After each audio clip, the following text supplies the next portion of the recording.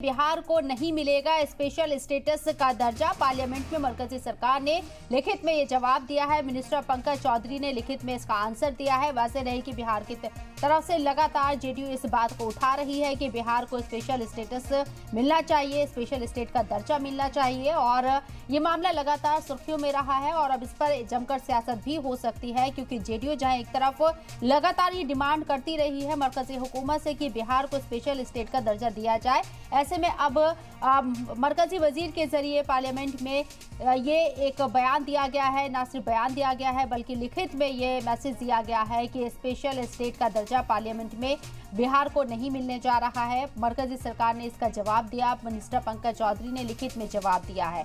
Parliament का आज से सेशन शुरू हुआ है और पार्लियामेंट में इस बात को रखा गया, बिहार को स्पेशल स्टेट का दर्जा नहीं मिलेगा। जेडीयू लगातार इस बात की डिमांड कर रही है। चिराग पासवान भी इससे पहले भी उनकी जब बयान सामने आए थे तभी उन्होंने इस बात को वाज़ेह किया था कि बिहार को स्पेशल स्टेट का दर्जा मिलना चाहिए।